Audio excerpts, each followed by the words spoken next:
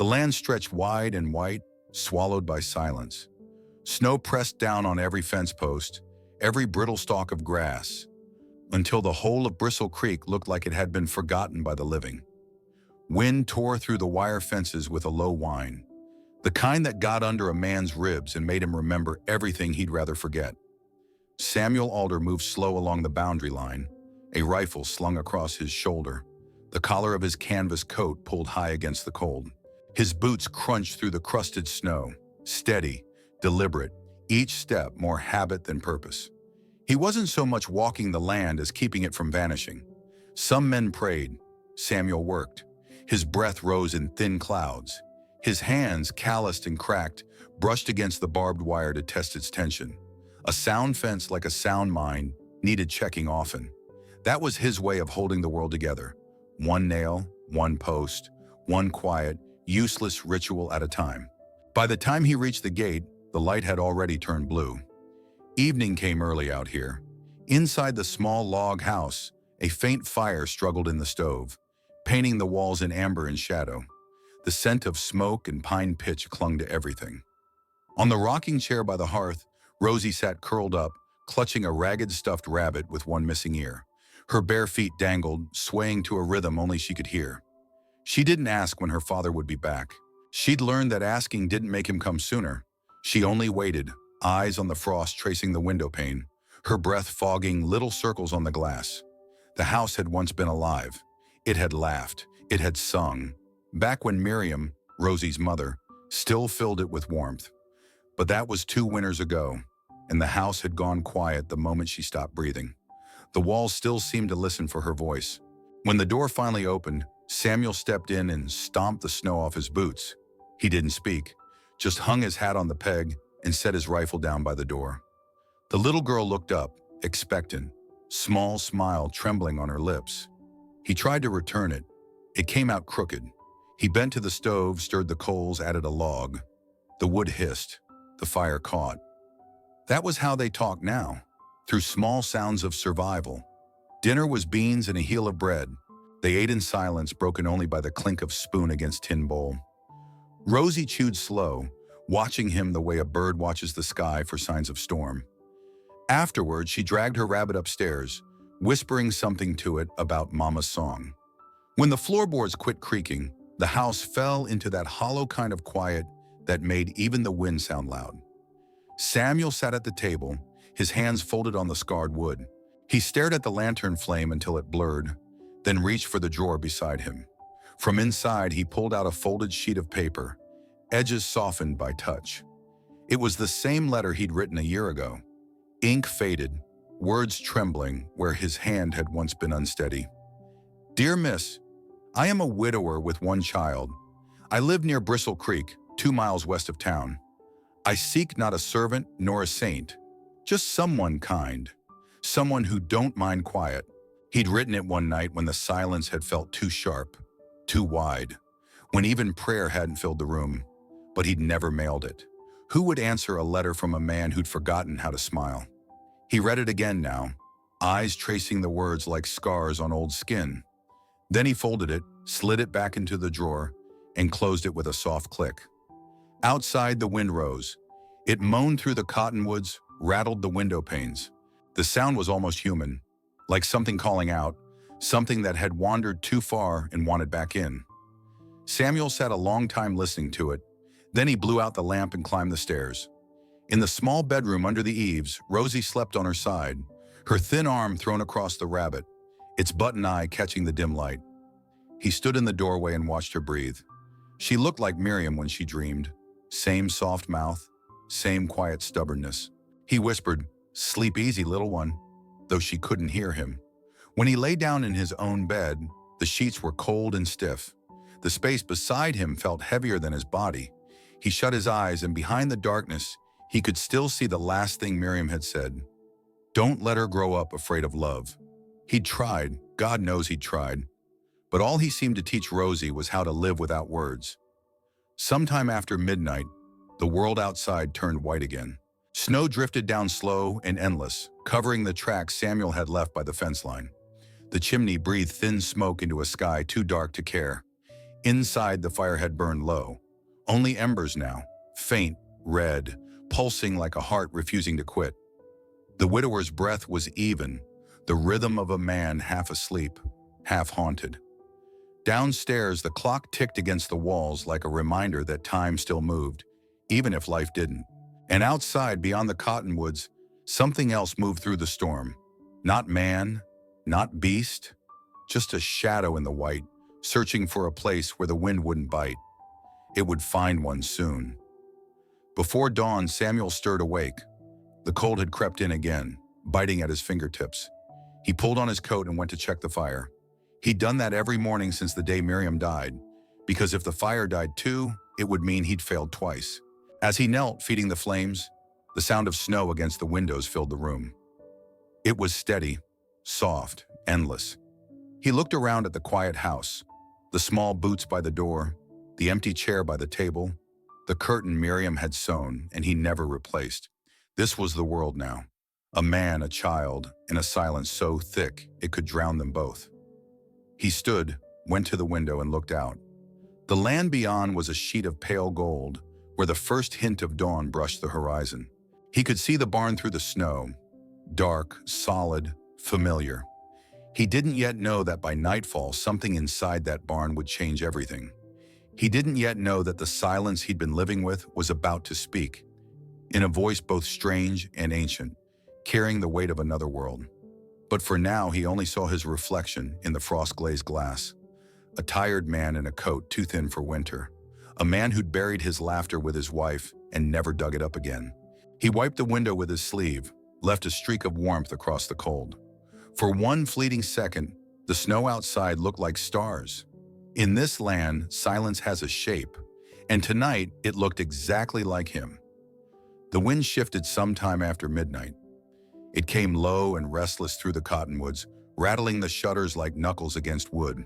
In the middle of that uneasy silence, the old hound Mosby barked.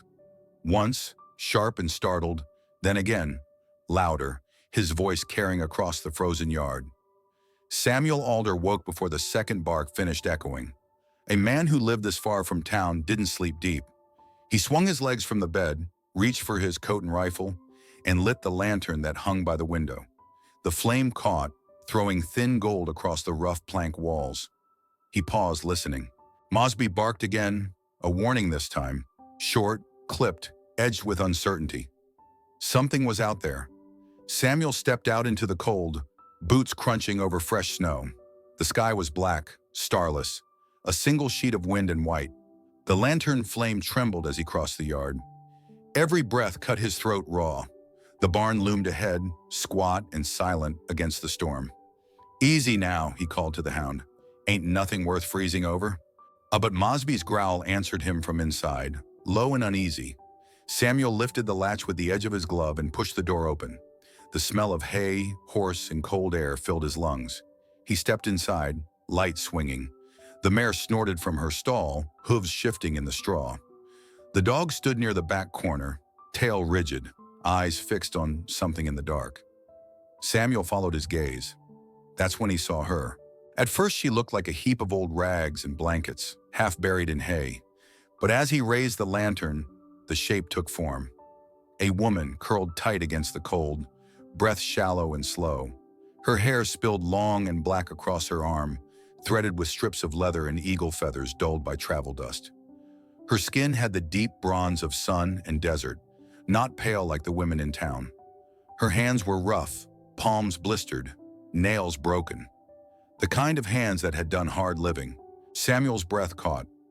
It wasn't every day an Apache woman ended up sleeping in a white man's barn. Not in these parts, not without reason. He set the lantern down carefully, light washing over her face. A thin scar ran along her wrist. Frost rimed the edge of her hair. Her blanket, nothing but a worn military surplice, was stiff with ice. Before he could speak, her eyes opened. They were dark, steady, and sharp as obsidian. She looked right at him, not startled, not ashamed, just measuring. "I'll go," she rasped, her voice low and rough, the syllables touched by another language. At first light, just needed a place that wasn't wind. The sound of it, that calm in the middle of freezing hell, stopped him. Her tone wasn't the begging kind. It was dignity wearing thin but still standing. He lowered the rifle. "You picked the right barn," he said quietly. "Storm's bad tonight." She pulled the blanket tighter. "I've seen worse." "Reckon so," he murmured. "Still, worse don't make this good." Her eyes followed the flicker of his lantern. "You gonna turn me out?" He hesitated. Out here, most men would have done just that. Apache or not, strangers meant trouble. But something about her steadiness, the way she met his eyes without flinching, felt different. He shook his head. "You can stay till morning, long as you mean no harm." "No harm left in me," she said softly. "Used it all up somewhere else." He crouched down, the lantern's glow painting his scarred hands. "What's your name?" he asked. "Nita," she said. After a pause, "Nita Hale." The name felt like smoke. Simple, strong, gone too fast. He nodded once. "Samuel Alder." Her eyes flicked, a faint recognition. "Alder," she repeated, tasting the sound. Then she reached for her satchel, a rough piece of deerskin tied with rope, and pulled from it a folded slip of paper. It was yellowed, creased, travel-worn. "I was following this," she said. "A woman in St. Louis gave it to me. Said the man it belonged to might still be waiting." Samuel took it from her, careful, as though it might crumble. His chest tightened when he saw his own name at the top. His handwriting, stiff and honest. Mr. Samuel Alder, Bristle Creek, territory of New Mexico.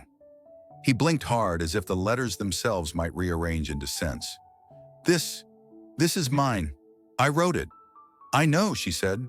"The woman told me it was never sent. She found it among letters nobody claimed." He looked at her. "Why'd you come all this way?" Her gaze drifted toward the rafters, where the snow hissed faintly against the roof. "Didn't have anywhere left to go. Thought maybe the wind carried it for a reason." He didn't answer. His throat felt dry, full of ghosts. The letter had been a whisper in the dark, never meant for the world to hear. And yet, here she was. Flesh, bone, breath. Proof that something or someone had listened. Nita shifted, sitting up straighter, back against the stall wall. "I can leave come daylight," she said again, quieter now. "Just needed a roof for the night. I'll be gone before your fire burns down." Samuel studied her face. The stormlight flickered through the cracks in the wood, painting her in silver and shadow. She wasn't shivering anymore. Her calm unsettled him more than her presence had. "You can't walk out in that," he said. "Wind'll skin you alive." Her lips curved, not quite a smile. "Then it'd be quick. Better than most ends I've met." "That's supposed to be humor?" "It's supposed to be truth." Something inside him shifted, a faint crack in the wall he'd built around his heart. He looked down, jaw tightening. "You hungry?" She hesitated, then nodded once. "A little." "Come on then," he said, rising. "Got stew on the stove. Might still be warm." When he opened the door, the wind rushed in, carrying the smell of snow and pine. Nita pulled her blanket around her shoulders and stepped into the night. Her boots sank deep, but her stride was steady. Mosby trotted behind them, head low, as if escorting something sacred. The light from the house glowed ahead, weak, yellow, flickering through the storm like a promise that hadn't yet given up. As they neared the porch, Samuel glanced sideways. Her profile was clear in the lantern glow. High cheekbones, eyes calm as still water, lips pressed tight against the cold. He found himself wondering what kind of life had carved so much silence into one person. Inside, the warmth hit her face, soft and almost painful after the cold. She stopped near the hearth, shoulders trembling, not from fear but from thaw. Samuel ladled stew into a tin bowl and handed it over.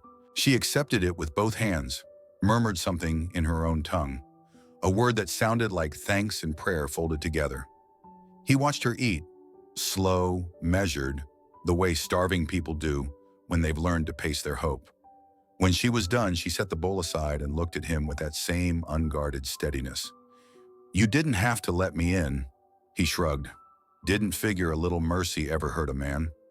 "Mercy," she repeated softly. "Not many still believe in that."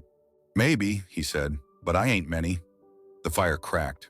Snow whispered at the windows. For a moment, the world outside could have been another planet. Inside, the silence stretched between them.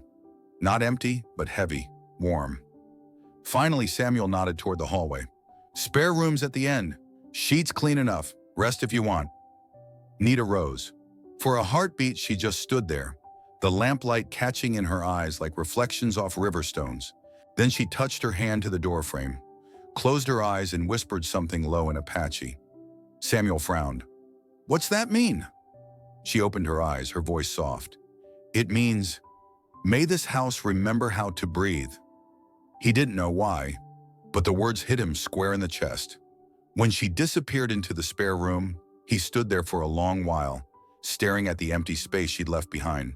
The air in the house felt different now, lighter somehow, as though the ghost had stepped back to make room for the living. Outside, the snow still fell, but inside, the quiet had changed its shape. She came out of the storm, and for the first time in years, Samuel Alder didn't mind the wind. The door shut behind them with a soft click. Inside, the house breathed different, warmer, though neither of them said it out loud.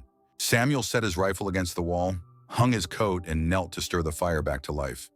The logs cracked, hissed, then caught, filling the room with the smell of pine smoke and the soft murmur of flame. He ladled stew into a bowl, the thin broth steaming in the glow. Ain't much, he said, handing it to her, but it's hot. Nita took it in both hands like it was something sacred. She sat near the hearth, cross-legged on the floor, her shadow wavering on the wall. The firelight found her face, skin like sun-warmed copper, hair damp from melted snow, and a narrow scar running along her wrist, fine as a thread of light. She ate slow, steady, as if reminding herself food could still be trusted. When she finished, she set the bowl aside with care. Her hands lingered near the heat, palms open, eyes half closed. For a long time, the only sound was the fire and the wind pressing faintly at the windows. Samuel sat opposite, elbows on his knees, watching her without meaning to. She looked nothing like any woman he'd ever known. Not soft, not fragile, not waiting for someone to tell her what came next. She carried a kind of calm that came from surviving too much. Upstairs, a creak on the stairs. Little footsteps, bare and hesitant. Rosie appeared in the doorway, holding her stuffed rabbit tight to her chest, eyes wide in the dim. Samuel turned. Go on back to bed, Rosie. It's late. But the child's eyes weren't on him. They were fixed on the stranger crouched by the fire. The woman looked up. The flames painted gold across her face, catching the small beads braided into her hair. Rosie whispered, voice full of sleep and wonder, Are you an angel? For a heartbeat, Nita didn't answer. Then with a quiet smile that softened every edge of her, she replied in a voice low and gravel warm, Just a wanderer who forgot her way home. Rosie blinked as if trying to understand, then nodded solemnly. You can stay here till you find it. Nita's eyes glimmered. That's kind of you, little one. The girl climbed into her father's lap without asking, still staring at their guest. Samuel brushed a strand of hair from Rosie's face, his voice rough but gentle. She's tired, that's all. Go on, back upstairs. Rosie hesitated, then turned to Nita. Good night, miss. Nita inclined her head, palm pressed lightly to her chest. Good night, Rosie. When the child vanished up the stairs, her small feet pattering on the boards, the house grew quiet again, but not empty. For the first time in years, Samuel felt something inside him ease. The next morning, light broke slow and pale through the curtains. The storm had passed, leaving the world buried in clean white. The air smelled of thawing pine and wood smoke. Samuel woke to the sound of a broom against the porch. He pulled on his coat, stepped into the main room, and stopped. Nita was sweeping snow off the steps, her movements measured and quiet. Her blanket had been folded neatly on a chair. Her long braid hung down her back, a thin leather cord tied at its end. When she came back inside, her cheeks were red from the cold. She stoked the fire, then knelt to patch a tear in one of Rosie's quilts.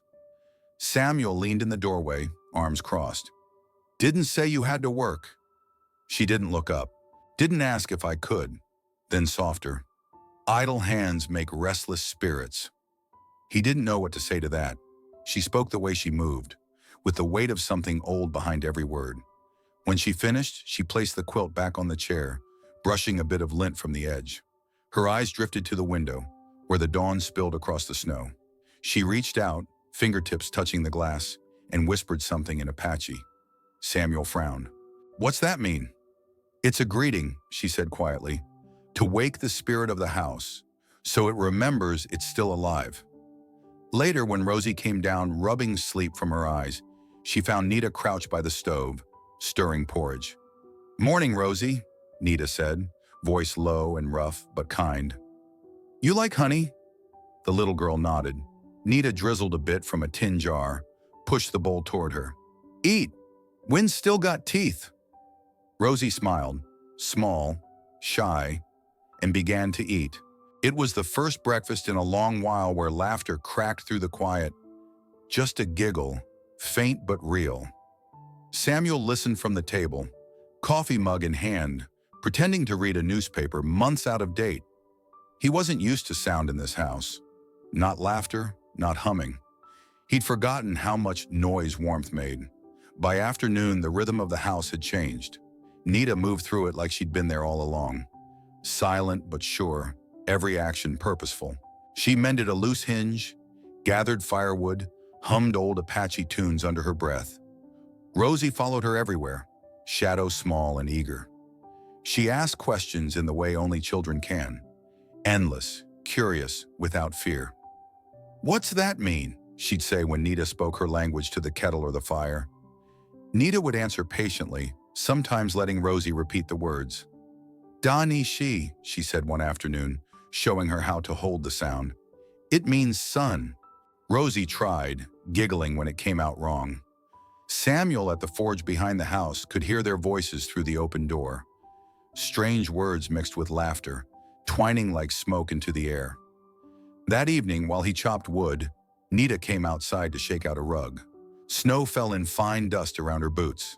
The sky burned orange and pink above the hills. "You run a quiet home," she said after a while, her tone even. He wiped sweat from his brow. "Used to be quieter." That's not living," she said. "That's waiting." He stopped mid-swing.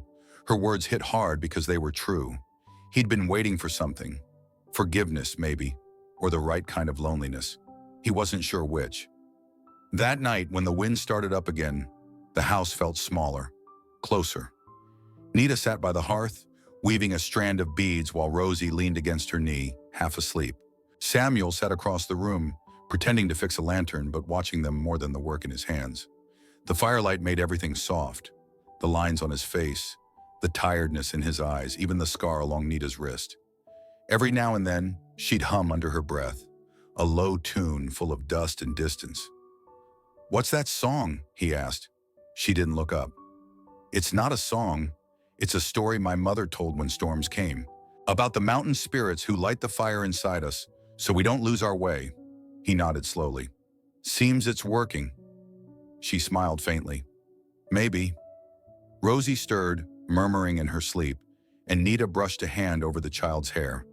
A motion so tender it made Samuel's chest ache. The woman who'd come out of the storm was now part of the quiet, not invading it, healing it. Outside, snow still fell in the dark, but inside there was light. Not bright, not loud, but steady. Later, when Nita retired to her room and Rosie slept soundly upstairs, Samuel sat alone by the dying fire. The walls creaked in the wind. He could still hear the echo of her voice, the rhythm of her Apache words like a prayer. He looked toward the door she'd closed behind her, the faint line of light under it, and realized that for the first time in years, he wasn't afraid of the silence. He listened to the house breathe, the crackle of ember, the soft sigh of wood. It had changed. She had changed it. And as the flames dimmed to a red glow, Samuel thought of what she'd said that morning, about waking the spirit of the house, and understood. He had forgotten what warmth sounded like. The storm broke clean, and the land came up shining like bone. Morning light spilled over Bristle Creek, pale and cool, turning every drift into a bank of quiet fire. Samuel stepped out early, the axe in his hands feeling right, familiar. He split rounds of pine in a steady rhythm that matched the pulse in his jaw. The world had narrowed to wood, breath, and the small clouds of frost that stitched themselves in front of his mouth. Nita came beside him, without announcing it, a shadow that carried warmth. She set down an armful of kindling and studied the woodpile like a problem that could be solved with patience. He offered the axe without thinking. She took it without ceremony. Her first swing was clean, the second, cleaner. She did not rush and did not show off. She found the seam in each round and persuaded it open. He watched her hands, scar on the wrist flashing when the cuff pushed back. The sound of the blade sinking was the only talk they needed for a while. "You handle that like you were born to it," Samuel said at last. "Nothing keeps a camp honest like firewood," she replied, "and nothing forgives a dull blade." He grunted, the closest thing he had to a laugh. "You telling me my edge is sorry?" She tilted the axe, eyeing the bevel. "I'm telling you it wants to be sharper." He took the hint and fetched the file. While he drew steel against steel, she stacked what they'd split, cross-hatching the rounds so air could walk through the pile. The morning kept climbing, thin sunlight catching on her hair where the leather thong lay. The smell of pitch hung everywhere, sweet and clean. When the wood was done, they moved to the north fence where Winter had worked loose a run of wire. Nita carried a spool on her shoulder, a hammer tucked in her belt, as if the tools had been hers all her life. Samuel set a post straight with the pry bar and glanced over his shoulder to find her already bracing the next one with her boot, hands sure at the staple bag. He worked the pliers. She held the tension. They didn't need to speak to fall into step. A hawk traced lazy circles above the cottonwoods. The snow hissed as it softened. Out past the far line, the land lost its color and turned to sky, as if both were the same tired blue. When the wire sang tight, Nita stepped back, testing the give with a palm. "Good." Samuel wiped his forehead with the heel of his glove. He wanted to say it felt like something inside him had straightened too. What came out was, "Fence'll hold." She looked at him sidelong. "You listen like a mountain, heavy but kind." He didn't know why the words struck him in the chest, only that they did. He cleared his throat and found his answer. "And you talk like rain, soft, but it always finds its way in." A line of amusement eased the corners of her mouth. She didn't press the moment further, and he was grateful for it. They hauled fallen limbs from the low draw after that, working the straps under dead weight, dragging in tandem until the leather cut into their palms. Nita measured each step, saving breath, not boasting of effort. When they rested, she stood quiet with eyes half closed, as if listening to something he could not hear. Maybe it was the thaw under the crust. Maybe it was her own blood reminding her of places that still held her name. By noon, they had a pile enough to warm a week. They ate biscuits on the porch, day-old, hard enough to fight back, dipped into a little jar of sorghum. Rosie sat between them, legs swinging, rabbit in her lap. She asked quick questions that ran from birds to spirits to whether snow had taste when it turned to rain. Nita answered with the kind of patience that made a child believe time would pause for her. Samuel answered with nods and small sounds, saving words but not stingy with listening. After the meal, Rosie took to tracing letters in the thin film of melt on the top step. Nita crouched and wrote an A the way Rosie had seen in town, then the same letter in her own language. Clean strokes, weight where the word held spirit. The girl copied both until the wet darkened wood to near black. Inside, the house smelled of ash and iron. The day drifted along its rails. Samuel set a hinge right on the pantry door. Nita mended a tear in his sleeve with stitches so small they looked like intention more than thread. When the needle pricked, she didn't flinch. She simply turned her wrist and kept going. Toward dusk, the sky learned gold again. Samuel lit the lamps. As shadows stepped backward, Nita carried one of the glass chimneys down the short hall to the spare room. She lifted the lamp, turned the wick, and the room warmed by the smallest degree. Her figure moved gentle over the threshold. No claim, no apology, just a body making light where dark had been. Samuel leaned in the doorway. The bedspread lay smooth, Miriam's quilt folded at the foot the way he always kept it when he could bear to look. The air in there was cedar and thyme. "That was my wife's room," he said. Nita's hand stilled. She set the lamp on the table, then reached into the pocket of her skirt. When her fingers came out, a single kernel of corn sat in her palm, dull yellow, ordinary, as if the whole of the field lived inside one seed. She crossed to the window and placed it on the sill, just there where winter light met glass. "So her spirit knows she's still welcome," she said. Something startled loose in his chest and flew. A small thing he hadn't fed in years. He swallowed. You think spirits need reminding? Not them, she said, turning. Us. He could not answer that, not then. They ate by lamplight. Potatoes fried brown in a cast-iron skillet. A sliver of salt pork to make sense of them.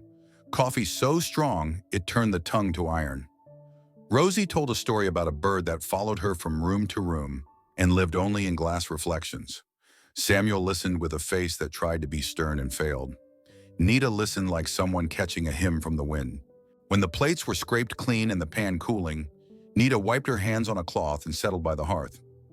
Rosie nestled against her hip, thumb tucked, rabbit pinned beneath her arm, as if sleep were a thing to be held by force. Samuel sat across, boots braced toward the fire, fingers idle around his cup. Nita stared into the coals a long while. The house quieted to the soft talk of sap burning out. When she spoke, her voice came low, traveling from some deep place. My people say each soul is a small fire, she said. Not a blaze, a coal. It burns quiet like that. She nodded toward the heart of the stove where a red pulse lived and breathed. If you tend it, share it, it keeps on. If you starve it, hide it from the air, it fades until it forgets itself. Rosie's lashes fluttered. Do the mountain spirits blow on it? They bring dry wood when you can't carry anymore, Nita said, a smile just under the words. But they don't build your fire for you. That is a person's work. Samuel felt the truth of it travel up his arms like heat from the iron. He had kept his coal hidden, thinking the world safer without its light. He had called that caution. Maybe it had been fear with a decent hat on. Rosie's head grew heavy and slid down Nita's side. The woman gathered the girl's hair, smoothing it back, thumb a comfort at the temple. The room breathed around them, lamp glass humming faint, wood settling its long talk, the stove ticking like a clock that didn't believe in hours. You have your own fire, Rosie, Nita said, barely above a murmur. You share it when you sing. That's why folks feel warmer and don't know why. Samuel watched the curve of Nita's hand as it rose and fell over the child's hair. He did not think of ownership or duty or what the town might spit. He thought of a coal that had not died. He thought of the kernel yellow on the sill, a promise small enough to slip into a pocket, strong enough to split a field. He set his cup down and leaned forward, elbows on knees. You believe all that? Nita met his eyes straight. I live it. He nodded once, as if to say he had received the message and would carry it where it needed to go. Later, he carried Rosie upstairs, her breath sweet against his collar, her fingers still caught in the fabric where Nita's warmth had been. He tucked her under the quilt, set the rabbit beside her careful, and stood there a moment while the floor reminded him it could groan, and the rafters reminded him they were old but not done. When he came back down, the lamp in the spare room glowed soft, and the corn on the sill shone like a coin put aside for a debt he might finally pay. Nita had taken the rocker by the stove and set it to the slowest sway, the kind that calms a house. She wasn't smiling and wasn't grim. She was present, and presence, he realized, was a kind of mercy he'd almost forgotten how to accept. He sat, not opposite now, but at a neighbor angle, where talk could find its own length. The fire had burned down to its quietest, but the room held the afterglow. My wife, Miriam, Samuel said, the name careful. She used to hum in the evenings. Not a song I could ever place, just sound that made supper make sense. Nita didn't reach for sympathy or step on the space he'd made. She nodded like a mountain nods to a cloud. The house remembers, she said. He looked into the stove window, at the thin thread of blue that lived at the base of orange. I thought maybe it forgot because I wanted it to. Wanting don't change remembering, she said. Sharing does. He let the words sit. He let them find the places that still carried frost. Outside, a night wind rose and walked but did not rattle. It sounded less like a warning and more like breath taken in before speaking. The cold pressed to the glass but did not come inside. Samuel stood and fetched one more stick from the basket. He opened the stove door and laid it in like an offering, not to a god he did not trust, but to a life he was beginning to allow. The flame licked forward, tested the new wood, and took it. He closed the door and sat again. Nita had leaned her head back, eyes half-lidded, listening to the same small chorus he was. Iron, ember, old wood exhaling. The quiet between them had changed its weight. It no longer pushed. It held. "You said each soul is a small fire," he said at last. She looked over, patient. He tapped his chest once with 2 fingers, shy of his sternum like a man greeting a horse. "Feels like something's caught again." Nita didn't answer with words. She turned her palm to the warmth and held it there, as if to say she recognized the sound. The room kept breathing. The colonel at the window kept its watch, and in the low red of the coals he could see it plain. In this house that had once gone cold, the fire had found company. He sat with that realization the way he sat with most things, with his back straight and his jaw quiet, until it settled where it would do more than burn. It would warm. And when he finally looked up, the lamp made a small halo on the ceiling, and the night beyond the glass looked less like a wall and more like a path. The mountain listened. The rain found its way in. And somewhere beneath both, in a place he had not dared to visit, a coal glowed steady, stubborn as a promise. Samuel Alder did not smile, not yet. But the shape of one moved through him like weather turning, and he let it pass without fighting. He had been a man of winter for a long time. It was a strange thing to feel the ground soften underfoot and know it was not a trick. Across from him, Nita's gaze held the kind of patience that could outlast any storm. Between them, the stove ticked, a heartbeat counting forward. He knew now what the sound was. He had forgotten what warmth sounded like. Now he remembered. The thaw had come slow that year, creeping into Bristle Creek like a secret. The ground turned soft, and the air carried that wild smell of mud and iron, the scent of a world waking up again. But peace, like spring, never came without noise. It started with talk, small-town talk, rolling down the main street of Bristle Creek faster than the snowmelt through the gullies. "The blacksmith's taken in an Apache woman," they said. "She's living up at his place. She cooks for him. She sleeps under his roof." By the time the gossip reached the saloon, it had grown teeth. By the time it reached the church, it had grown wings. Samuel Alder didn't bother with town much, but news had a way of finding a man whether he asked for it or not. The glances came first, long, quiet ones when he rode in for feet or nails, the kind that didn't need words to sting. He'd learned long ago to let talk die on its own, but this was different. This time the talk was about her. One afternoon, Doc Malley stopped by, pretending it was about a mule's thrown shoe. The man had been fixing folks and breaking news for 30 years, and Samuel knew better. The doctor leaned against the fence post, watching Nita hang laundry in the yard. Her hands sure, her face calm as sunlight on water. Rosie chased the sheets that flapped like white wings. Doc cleared his throat. "You gonna marry her?" he asked softly, "or just let the wind decide for you?" Samuel didn't answer. The words hit him like hammer on anvil. Not because they were cruel, but because they were true. He'd been walking the line between silence and confession for weeks now.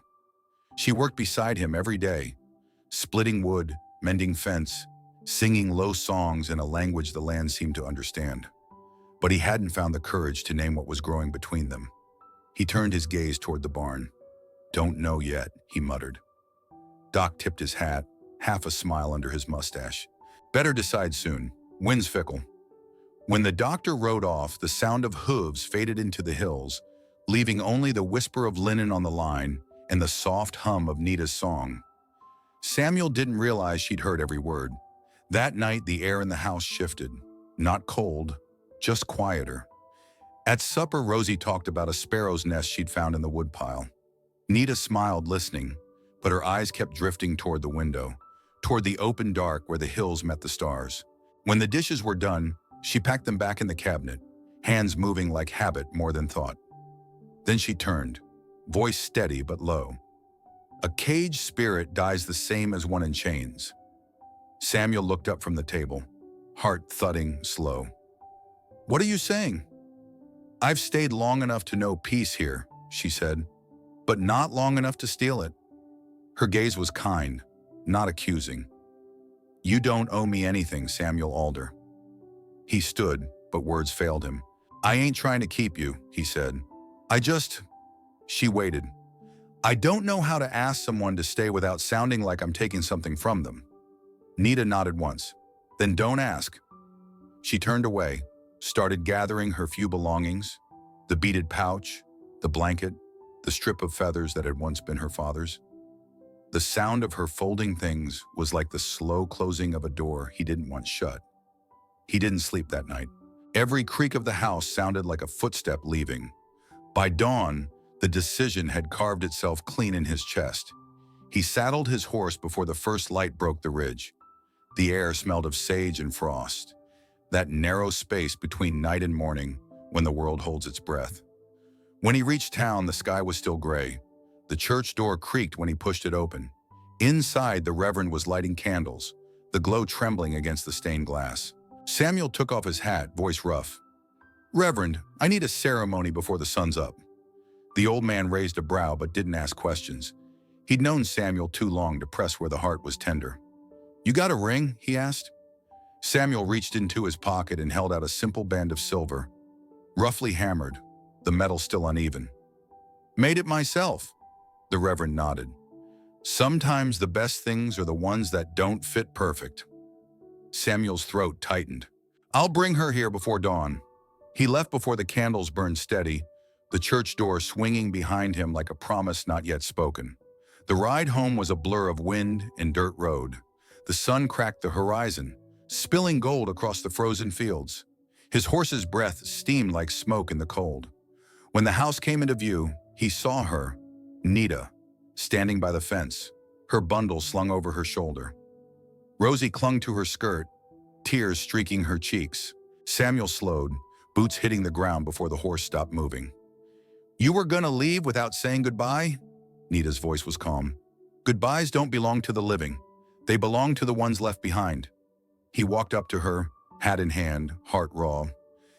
"I don't have fancy word," he said quietly, "but I know peace only came when you walked through that door." Her eyes searched his, the steady blue of a man who'd been through hell and somehow learned to stand still in it. He opened his hand. In his palm lay the silver ring, crude but shining. "I made this for you," he said, "not to bind you, but to show I don't want to walk this land without you." Nita's lips parted. No sound, just breath. The fire from the hearth behind him flickered across her face, catching in her eyes like sunlight on river water. Tears welled, unfallen, trembling at the edge of her lashes. "Samuel," she whispered, his name rolling soft in her Apache accent. "You sure of this?" "As sure as the ground under my boots," he said. "As sure as the sun coming up again." She looked at the ring, then at Rosie, then back at him. Slowly she reached out, her fingers brushing his calloused palm before taking the ring. Her voice broke. Not from sadness, but from something deeper, older. Then the wind carried me to the right door. Samuel took her hand, the one that still smelled faintly of cedar and smoke. He slipped the ring over her finger. It didn't fit perfect. It fit real. For a long moment, they just stood there. Man, woman, and child, framed by the first light of morning. The world outside was silent, holding its breath for them. Rosie wiped her eyes with the back of her sleeve, then looked up. "Are you staying, Mama Nita?" Nita smiled, small, trembling, but full of grace. "Yes, little one. I think the wind says I should." Samuel let out a breath he didn't know he'd been holding. He reached for her face, thumb tracing the line of her jaw.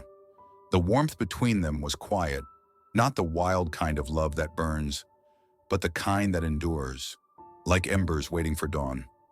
Outside, the hills caught the first sun, turning gold against the pale sky. Inside, the fire cracked, and three shadows swayed together in the light. The blacksmith, the Apache woman, and the child who had bridged them. And in that house, once haunted by silence, the wind finally rested. The world was still dark when they set out. The stars hadn't faded yet. The land was silver and breathless, quiet enough to hear the snow melt under the hooves. The air bit at their cheeks, sharp as truth, but it carried the faint scent of spring. Damp soil, thawed pine, the kind of air that promised something would live again. Samuel rode in front, reins loose in one hand, the other resting on Rosie's small shoulder. The child sat snug in front of him, wrapped in a wool blanket. Nita followed a few paces behind on the gray mare, her braid trailing down her back like a black river. The wind tugged at the shawl around her shoulders. Miriam's old woolen one, faded red, worn soft by time and memory. She'd hesitated when Samuel offered it that morning, her fingers tracing the stitching, the frayed ends. It was hers, she'd whispered. She'd wanted to be used, he'd said. Things meant for warmth shouldn't stay folded in drawers. Now, as they rode through the pale mist, the shawl glowed faintly in the moonlight, a thread of color between the white and gray of dawn. No one spoke. The silence between them wasn't heavy anymore. It felt like reverence, the kind that doesn't need words because the heart already knows them. The road wound upward through the low hills, where the little church sat on the ridge, wood darkened by years of weather, a cross carved by a steady hand, light flickering in one small window. When they reached it, Samuel helped Rosie down, then turned to Nita. "You sure about this?" he asked, voice low. "Ain't no turning back after the sun climbs." She met his eyes, steady, unflinching. "If I wasn't sure, I wouldn't have followed a letter the wind delivered."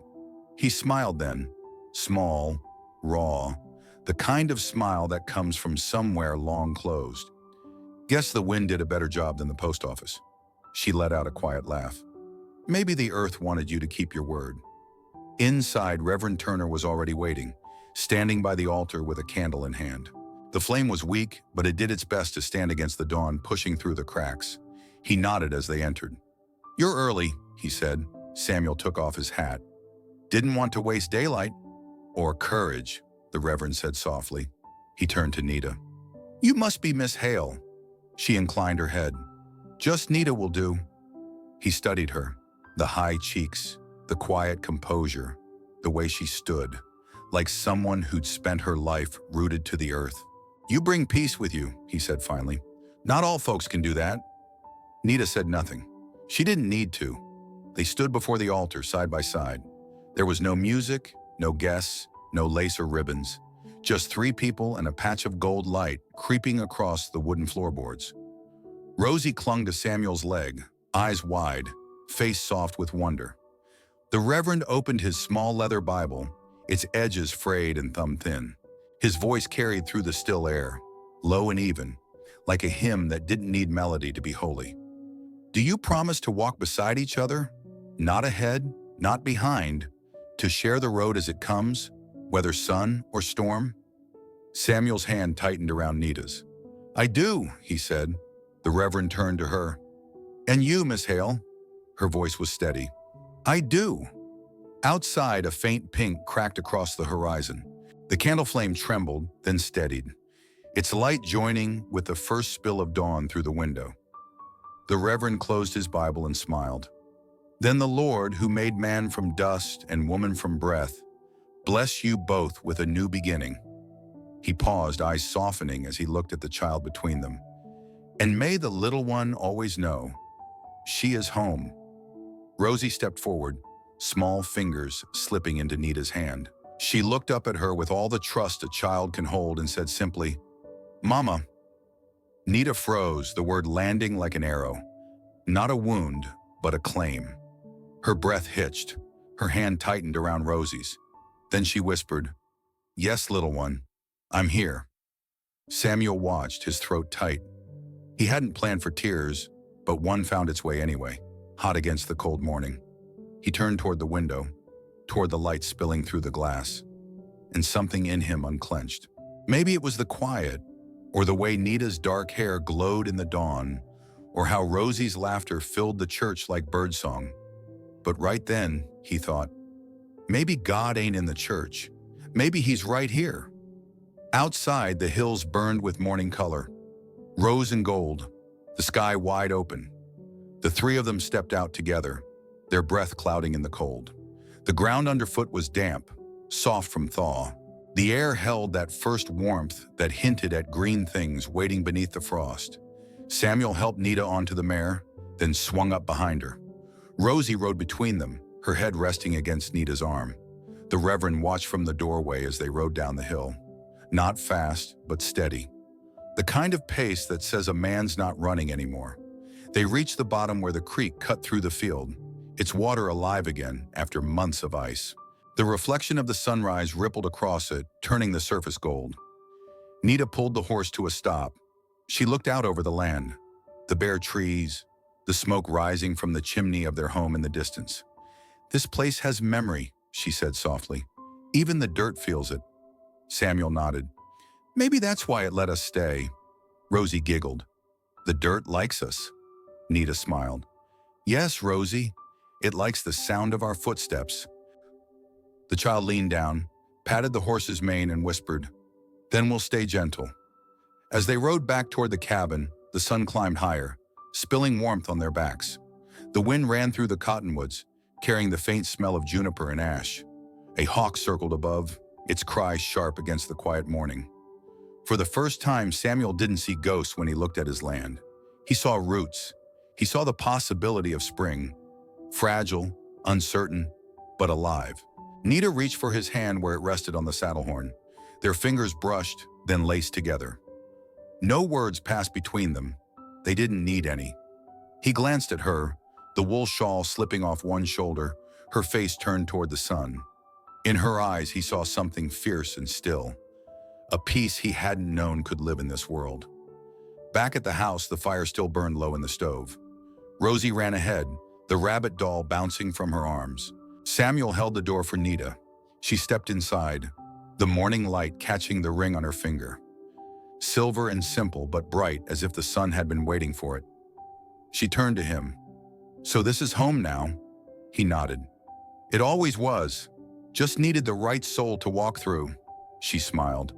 "Then we'll keep the fire burning." He touched the edge of the shawl on her shoulder. "She'd be glad you're wearing that." Nita's voice softened. "Then she's still here." He didn't argue. He didn't need to.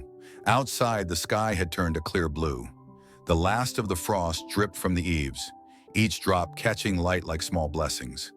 Inside, laughter rose again. Rosie's quick and bright. Nita's low and melodic. Samuel's quiet but real. The house that had once known only silence now breathed again. Its walls warmed by a new fire, its windows open to the wind. And as the morning settled into day, Samuel Alder looked around his small world, the table, the worn chair, the woman beside him, the child by the hearth, and thought that if heaven had a sound, it wasn't made of harps or hymns. It was this: the clatter of a pan, the sound of laughter, the whisper of a shawl brushing against skin. Not all prayers are spoken aloud. Some are lived. And as the wind shifted through Bristle Creek, carrying the scent of wood smoke and dawn, three voices rose quietly from the house on the hill. The blacksmith, the Apache woman, and the little girl who had given them both a reason to stay. Spring came like an apology, softly at first, through the thawing wind and the slow drip of snowmelt off the eaves. The world around Bristle Creek opened its eyes again. What had once been dead earth now exhaled green. Timid shoots of grass, pale buds trembling on the cottonwoods, the first hum of bees breaking the long silence of winter. The house on the hill breathed too. Nita hung feathers and beads along the porch beam. Hawk, sparrow, raven, tied together with red string. "For the wind," she said when Rosie asked, "so it remembers which way home is." Rosie nodded solemnly, as if the wind might forget without help. She spent her days chasing butterflies that weren't there yet, laughing anyway. Samuel worked the plow beneath the young sun, soil rolling dark and rich behind him. The field looked different this year. Not just worked, but cared for. His shoulders had softened, his movements slower, more certain. There was peace in the rhythm again. They didn't talk much, the three of them. They didn't have to. The world spoke for them now. The wind through the pines, the low hum of the creek, the steady clank of a horse's bit. It was enough. By late March, the field turned to golden green. Rosie picked wildflowers for the kitchen table, crooked stems, smudged petals, dirt clinging to the roots. Nita dried herbs in the window, her voice a quiet thread weaving through the room as she hummed the old Apache songs. Sometimes Samuel would look up from sharpening a blade or fixing a hinge and just listen. One afternoon, Nita stepped out with her feet bare, the sun soft on her face. She turned her palms toward the sky, and whispered something he didn't understand, her language full of air and earth and memory. "What's that mean?" he asked from the porch. She smiled. "It means thank you." "For what?" "For the growing." He looked out over the land, the furrows gleaming, the fences tight, the smoke curling from the chimney like the breath of something content. He nodded once. "Reckon we've both done a bit of that." The day it happened, the sky was the color of dusted steel, the kind that warns of rain but never delivers. Samuel was at the forge when the sound came. Hooves on the hard ground, slow, deliberate. He looked up to see a lone rider at the edge of the yard. The man dismounted without greeting, his coat long and sun-bleached, a revolver at his hip, and a scar that ran through his beard like a split branch. Nita came out of the house before Samuel could move. She didn't flinch. The man tipped his hat, the gesture stiff. "Didn't figure I'd find you here," he said. His voice was dry as trail dust. "Heard talk you'd gone and married." "I did," she said simply. He studied her, the calm in her stance, the ring glinting faint on her finger. His jaw tightened. "You married him?" "Yes." He laughed once, sharp, bitter. "You deserve better." She met his eyes, steady, cold, unbroken. "I have better." Something in him faltered. For a moment he looked like a man who'd ridden too long with his regrets for company. "Santa Fe didn't mean to end like it did," he muttered. "You know that." "I know," she said, "but knowing doesn't change the ending." The wind shifted. The horses stamped, uneasy. He looked past her to Samuel, who stood by the anvil, hammers still in his grip but lowered. "You her husband?" the man asked. Samuel nodded. "That's right." The stranger's gaze lingered, searching for threat or maybe mercy. What he found was something steadier than either. Samuel didn't speak again. He didn't need to. The man nodded once, rough, then turned back to his horse. When he swung into the saddle, Nita called after him. Not a plea, not a curse, just a simple truth. "Go in peace. The storm's over." He didn't answer, but when he rode off, he didn't look back. When the sound of hooves finally faded, Samuel came up beside her. "You all right?" She exhaled slow. "Yes." He waited. Nita's gaze followed the horizon, the clouds splitting open for a streak of sunlight. "I carried that ghost a long way," she said, "but it never belonged to me." Samuel reached for her hand, rough palm covering her smaller one. "Then let the ground take it." "I already did," she said, and for the first time he believed her. That night rain came soft, a thin veil that whispered over the roof and filled the barrels by the shed. Nita sat by the window, hair unbound, watching the drops chase one another down the glass. Rosie slept curled beside her, thumbs still tangled in her braid. Samuel came in from the porch, damp at the shoulders, smelling of cedar and smoke. "She's out," he murmured. Nita nodded. "She dreams easy." He stood behind her, resting his hands on the back of her chair. The quiet between them wasn't empty. It was alive, full of breath, warmth, and things that didn't need names. After a while, she said, "You ever think about what comes after?" "After what?" "After the hurting stops." He thought for a long time before answering. "I reckon that's when the living begins." She turned to look at him, eyes soft in the candlelight. "Then I reckon we're finally alive." He leaned down, kissed her forehead, gentle, reverent, like sealing a promise that didn't need words. Outside, the rain stopped. The world held its breath. And when the wind passed through again, it smelled clean. Morning broke clear and gold. The storm had left everything shining. Fence rails, wet leaves, the new buds heavy with dew. Nita stepped out barefoot, the earth cool beneath her feet. She lifted her face to the sun, eyes closed, breathing deep. The warmth touched her skin like forgiveness. Rosie darted through the yard, chasing a yellow butterfly that seemed to laugh with her. The beads on Nita's porch strings clicked softly in the wind. A song made of feathers and light. Samuel stood on the porch, shoulder against the post, coffee in hand. He watched them, the woman and the child. The only two things in the world that made the silence feel sacred. He thought of everything that had been lost and everything that had found its way back. Of how some fires burned fast and bright, only to leave smoke. But theirs, Theirs burned steady, like a hearth fire that never dies.